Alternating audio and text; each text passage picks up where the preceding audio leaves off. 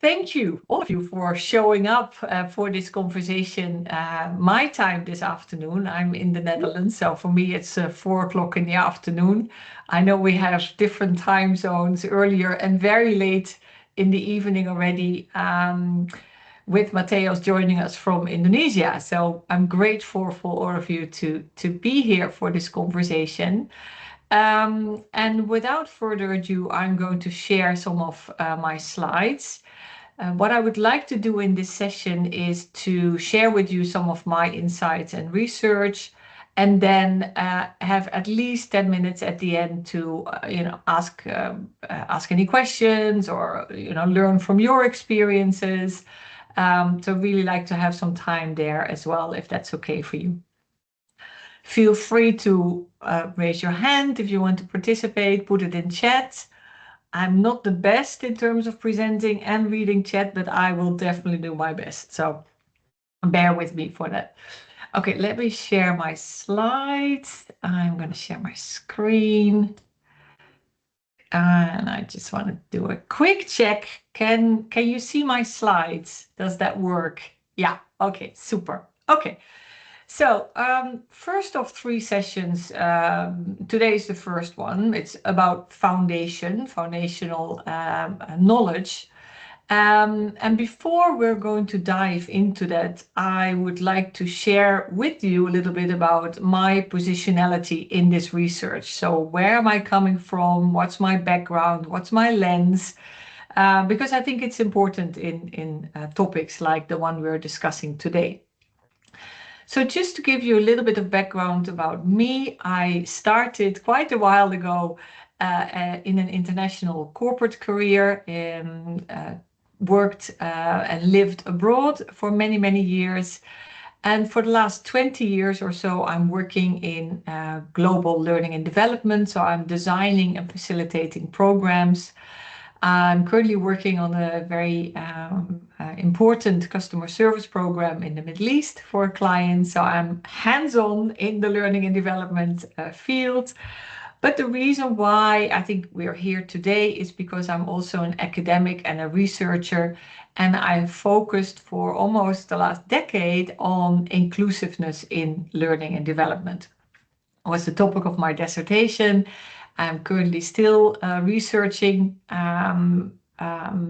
what it means in terms of inclusiveness, what we can do better. So it's very live and real for me in terms of my academic work. Now, how did I end up with this topic in terms of passion and inclusiveness in learning? This is our son with Down syndrome. And he is 21 years old now. And I think for the last 21 years, I have had several conversations with schools and other organizations to get him included in educational settings. And almost about a decade ago, I found out that I didn't have the knowledge or the insights to really have those conversations with school boards, etc. It's not the easiest thing in the world to get a child with Down syndrome included in schools. So time to upskill, and I did a master's in critical issues in education. And what struck me at that time was how many of the questions that were asked in that master study around who's being seen in education, who can access education, whose voices are heard, who benefits most. I didn't recognize us as learning and development professionals or educators for that same sense in terms of asking these questions in the same way. So that was the start of my research, finding out what happens in adult learning and development. Can we do better? How can we do better? And that's also strengthened by the fact that, well, this is my youngest with my oldest son, but these are my 2 daughters. And as you may be able to tell from the picture, they were born in different parts of the world.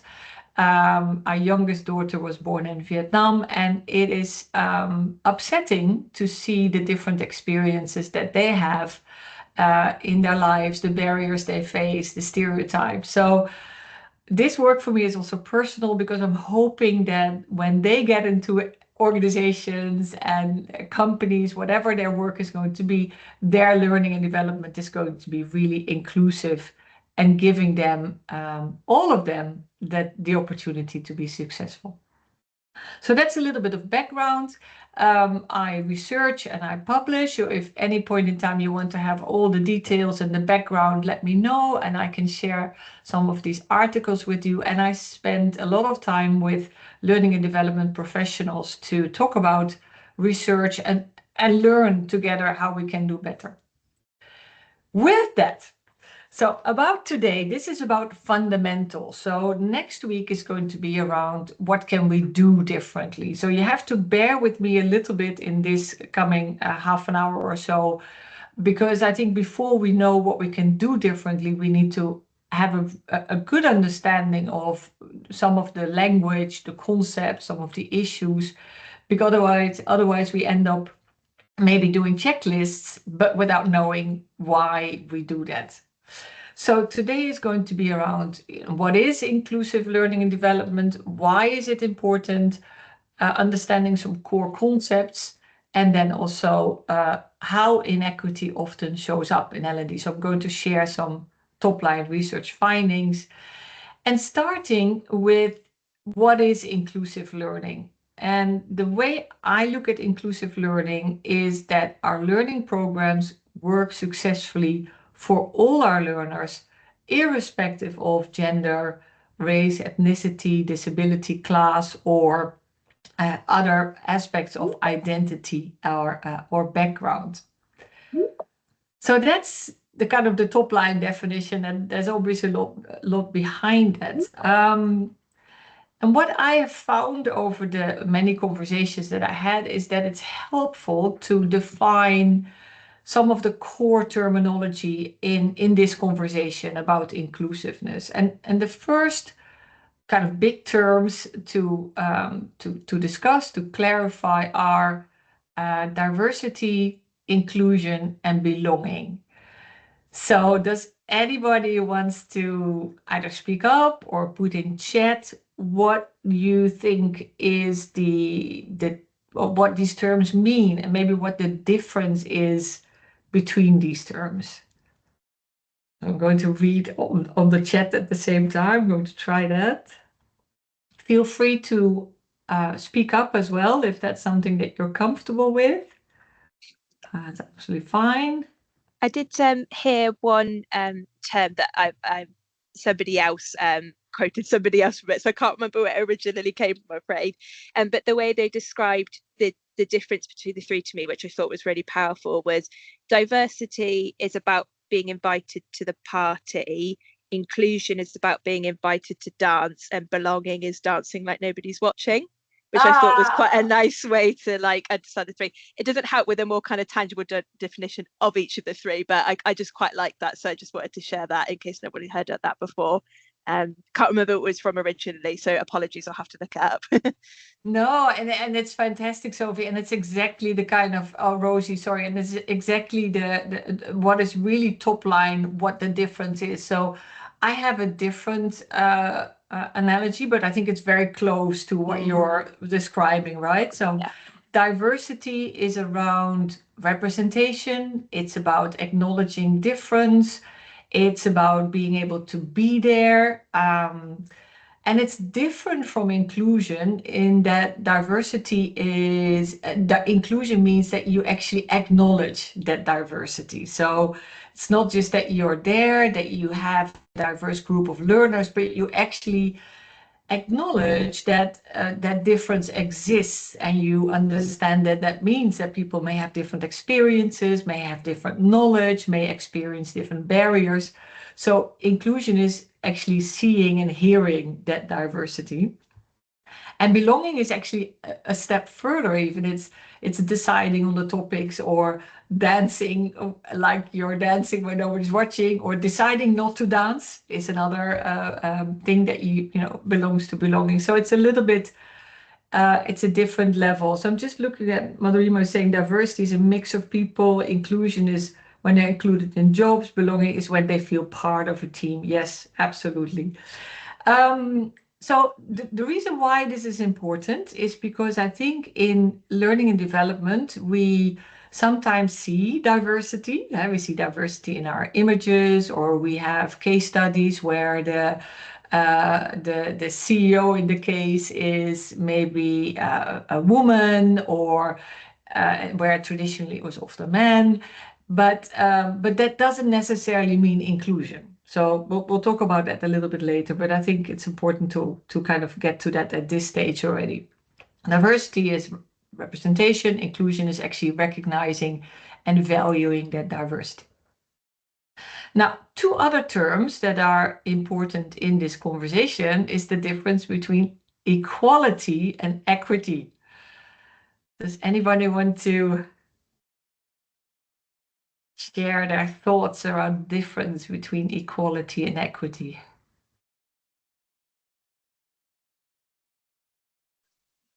Well, I guess the most common definition that I hear about is the equality would be the having equal opportunities, whilst equity is about having equal outcomes. Yeah. And there's a lot of debate about these terms. So I'm sure there are some hundreds of papers that have different perceptions on this. But yes, so you're right. So there's a fundamental difference between equality and equity. Now, there's an image that lots of times people refer to when they talk about the difference between equality and equity. Does anything come to mind in terms of what image I'm referring to? Anybody ever seen an image about equality and equity?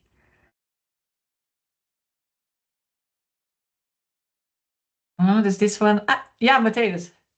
I think when I heard those two words, I saw a picture in like a baseball match when there are people with different height, and equality means the shortest one gets the most boxes, while the tallest one they don't need to have any support. But equity means like each person has the same kind of support. Each one they get the same amount of boxes regardless of their height.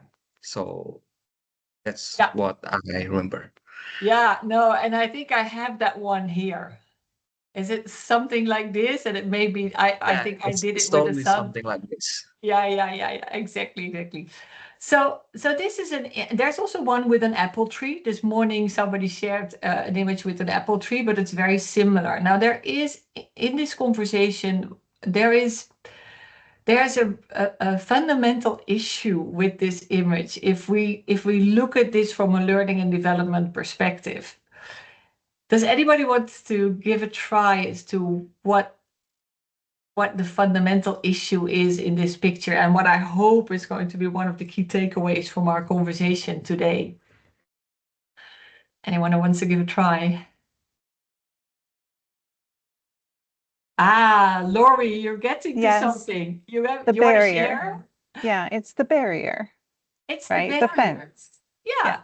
So the crucial issue so what's often said here is that equity is around giving more boxes, so everybody has the same outcome, everybody can look over the fence. But the crucial issue here is in this image is there is a fence in the first place. So as you will see in the next slide, 2 slides after this, is inclusive learning and development is about taking away the barrier, right? But there's another really important part in this image that I want to draw your attention to. Does anybody wants to give this a try? Sorry to do this to you at the end of the day.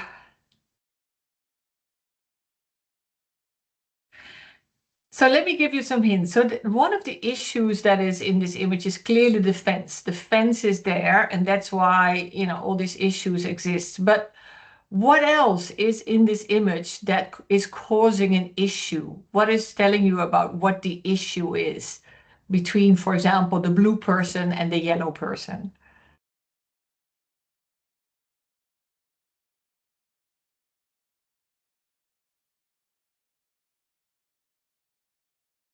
No?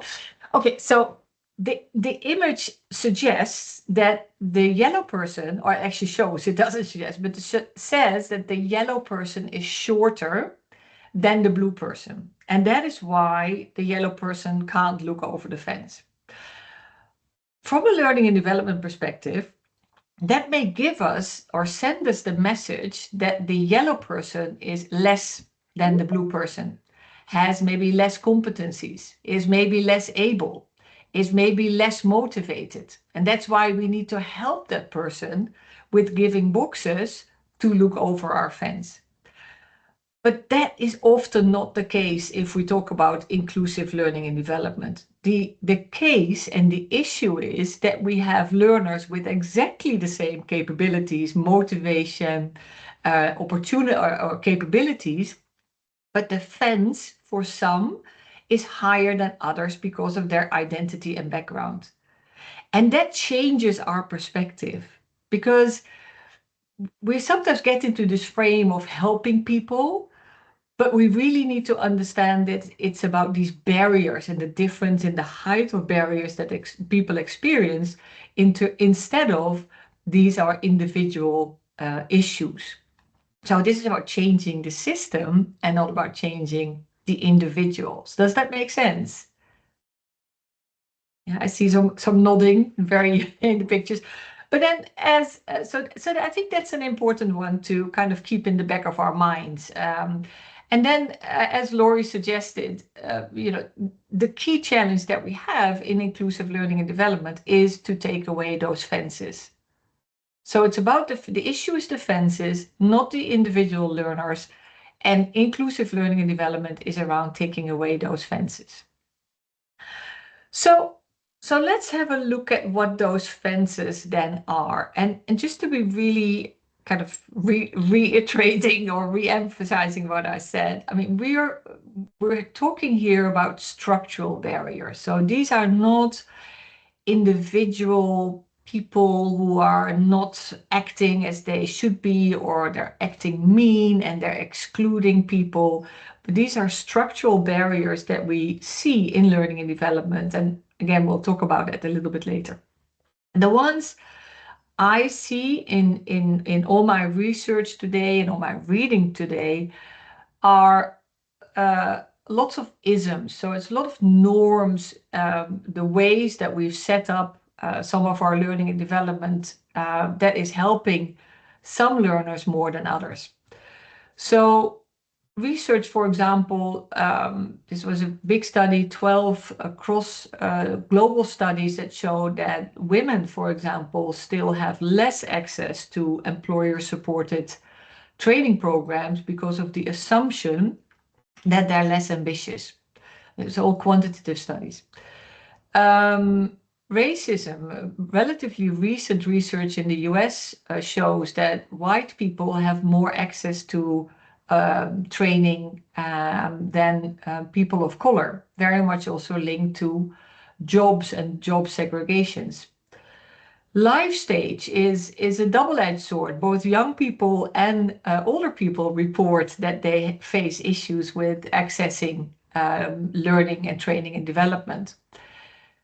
Heterosexism, feedback is from our from LGBTQ plus colleagues that they're facing challenges in terms of the sense of belonging, in terms of having to either expose themselves, maybe not in safe spaces during learning and development programs. So there's a challenge that we don't realize often, the norms that we set with some of our opening activities, for example.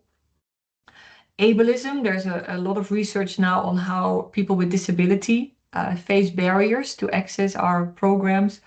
Classism is an area, I think, in learning and development that we have too long overlooked. It's two of my current research, how people with practical education, with lower education levels, have difficulty accessing learning and development programs. Neurodivergence, luckily, is getting a lot more attention these days. And finally, Eurocentrism is where we prioritize knowledge from the global north and from the Western parts of the world. So a range of issues and structural barriers that we see in research in learning and development. And the question then is, if we look at our own learners, do they all have the same lived and the same learning experiences based on the programs that we design? And what I sometimes hear is well-intended. I never noticed the gender or the color of a person, or gender or skin color does not matter for me. We're all humans. And again, sometimes these are well-intended. However, they're actually can be quite damaging. And we call these micro-invalidations. And micro-invalidations is often discussed also in critical race literature.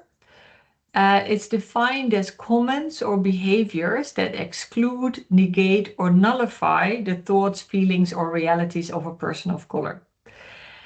And what this does, what micro-invalidation does, is it denies lived realities of people who face barriers, challenges, stereotypes because of their color or because of their gender. So we have to be really careful with kind of assuming realities and assuming barriers, and be open to understanding that even if we do not experience some of these barriers ourselves, it doesn't mean that others also do not experience them. And research actually highlights that these micro-invalidations are often invisible and unconscious, but can be more problematic than overtly excluding behavior. So something I just wanted to share with you, because I come across these questions quite often in my conversations. All right, with that, so if you talk about some of these structural barriers and real lived experiences, I always think that this image is helpful in terms of kind of giving us a sense for what's happening. And let me just explain what's on the image so everybody can understand what's on the screen. So we see two, maybe they're race tracks or running tracks, with a white man on the left side and a woman of color on the right side, and both are seeing the same target at the end. But the track or the journey that the woman is needing to run is full of obstacles. There is a barbed wire, there's arrows sticking out. She has a weight on her ankle, and the white man is saying to the woman of color, well, what's the matter? It's the same distance. And I guess this is links very much to what we discussed before in terms of those structural barriers that are there, that are maybe not always visible to the people who don't experience them themselves, but that are very real for some of our learners in the programs that we develop and that we offer. The other reason why I think this image is helpful is because it kind of tells us, or the comment is that the same distance, it's the same targets, it's the same skills, and sometimes we think in learning and development that skills are neutral, and upskilling and reskilling and lifelong learning, that these are all neutral concepts, but in the experiences of many of our learners, they may not be. Any questions so far? Any thoughts before we go into the next part of the conversation? Just going to look at, that's a great image. Thanks, Laurie. It kind of brings to life what is happening for some of our learners, right? All right, I'll continue reading a little. So now, so with these structural barriers and with some of the insights that I shared with you in terms of what research tells us about gender and race, ethnicity, and disability, what we see, and I think this is something that we need to let sink in a little bit, is that groups that face labor market challenges also face difficulties when it comes to accessing and benefiting from employer-provided training. So what that means is that we're not only kind of part of some of the problems that are there, but because kind of the groups that maybe already face inequalities in the labor market also face inequalities in learning and development, it means that their prospects to do better and to correct some of these inequalities are diminished because of how some of our programs work. So somebody this morning said, and I thought that was quite powerful, they said, okay, so we're not just only, we're not part of the solution, but we're part of the problem. And I think that's important to understand, because that kind of shows us some of the responsibility that we may have to do better. So how does inequity show up? I showed you some of the big buckets and some of the categories, but if you look at some of the areas within learning and development where inequity shows up, one big bucket is in terms of access. Now, could you maybe share in chat, or if you want to speak up, maybe share some of your thoughts around, what elements of access can actually cause exclusion? What are some of the access things?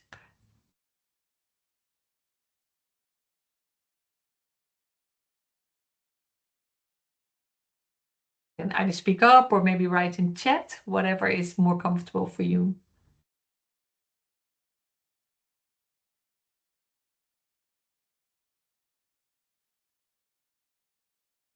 Budget, absolutely.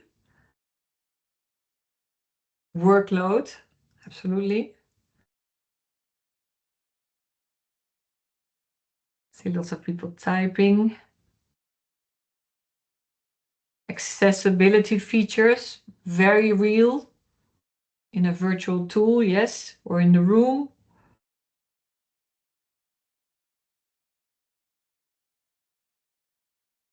External commitments, yes. Just looking at what Thijs is typing. Relying on delivering learning in a certain type of ways. Yes, always relying on e-learning. Might not be the best ways someone to learn, and exclude others if there are more options. Absolutely. We're going to talk about delivering or using more options next week as well in terms of our solution. Language, definitely. So I had a list, and I think many of them you've already mentioned. And it's great to see budget being part of the input, because what we see, for example, in MBAs is that cost is a bigger deterrent for women to participate in MBAs than for men. So budget is a real thing also in terms of learning and development. It takes too far to discuss that for location, duration, entry requirements. What I see a lot is that entry requirements reinforce the people who always participated in the program. So it's kind of a self-fulfilling prophecy. Line manager support, venue accessibility, technology, activities. So there's lots of areas in terms of access that can cause exclusion that we need to keep into a back of our mind. And technology being one of those, but not the only one. Great. The other big area of exclusion is what we sometimes call the default learner approach in learning and development. And the default learner is the one that we write the programs for, or the ones that we have in our mind when we design and facilitate the programs. It's often the historically dominant group in a certain field or in a certain industry. It often means that we have a one-size-fits-all approach, which is something that learning and development professionals in my research often suggest that we have. It's one framework for all. It's one circle, triangle, pyramid, whatever system we have, but it's a one-size-fits-all. This is where the difference between equality and equity also comes in. Equity is understanding there are different circumstances. Equality is treating everybody the same. And when there is diversity, there may not be inclusion because it's sometimes superficial. We, as I said, we may have images with different people on there. We may have a case where we've changed the protagonist, but then we don't necessarily do anything with that. We just say this is a different person, but we don't leverage or build on different experiences and knowledges. So it's superficial. So the question is, and that's where also exclusion shows up in learning and development, is whose realities are reflected in our programs. So whose lived experiences and barriers. And the one very practical example or personal example I have is when I was a long time ago, I was in sales and I was going through these negotiations trainings. And at that time, there weren't that many women in sales and negotiations. And some of the barriers I faced were very gender stereotypical. So either I was a strong, kind of stereotypical, strong negotiator, but that then collided with my gender role stereotypical norms, or I was doing according to my gender stereotypical roles, but then I wasn't seen as a very good negotiator. But these challenges that I faced weren't part of the negotiation training programs I was sent to. So whose lived experiences and barriers are, I think, is an important element in this conversation. Whose knowledge? I mean, I mentioned in the beginning of this session that some knowledge is more reflected and more recognized than others.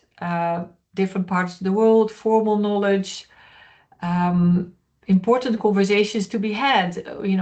Who developed the frameworks that we use in our global programs, and are they really reflective of all the knowledge that's out there? Whose values and beliefs? We're going to have a conversation about this next week as well, if you can join. So whereas learning and development is sometimes positioned as a neutral function, we're about objective skills and we're about objective competencies and objective knowledge, I would suggest that it's not, because we decide who gets to learn, how they learn, what they learn, and that also means who benefits most. So I think we have an opportunity to do better as learning and development, and I think we can, and I think we will. And the last thing I wanted to discuss with you, because to understand why this work is important, and why inclusive learning and development is important, because of our own, why do we want to do this work? But it's also helpful for the stakeholders that we need to speak to, maybe our teams, our companies. And I think there's different reasons on different levels. And the first one is ethical reasons. It's the right thing to do, especially I think in the world that we live in. As learning and development, we often care very deeply about our learners. So including all of them, I think, is the right thing to do. It also makes our learning better. What works for some of our learners in the conversation that we had often works for all our learners. So including more diverse knowledges and experiences makes the learning better for all our learners, not just the people who recognize themselves also in those experiences. Things like closed captions are very important for people who are deaf or hard of hearing, but can also be very helpful for people who find the language difficult to understand, or who are sitting in a busy train following some of our courses and our programs. There's also the business case of DEI. Many companies value diversity and inclusion, and for these objectives to be met, it's very difficult to make that happen when the learning and development is actually helping some groups to thrive, but not all of their employees and learners. So for those companies who value diversity and inclusion, having inclusive learning and development programs and policies is almost a must to make that happen. And finally, this big conversation also these days around return of investment of learning programs, and that's not just financial return on investment, but it's also around employee engagement, it's about sense of belongings. It's very difficult to imagine that you can maximize the return on investment if you do not include all your learners. So there's different arguments for inclusive learning and development. Now, so this is was our foundational session in terms of what I think is important knowledge to have, essential knowledge to have. Next week, we're going to go more into detail around what can we do to address some of these challenges. So with that, I am going to stop sharing. We have a little bit over 5 minutes left, and I'm going to stop recording. Just give me 2 seconds to do that. Stop recording, stop recording, stop recording.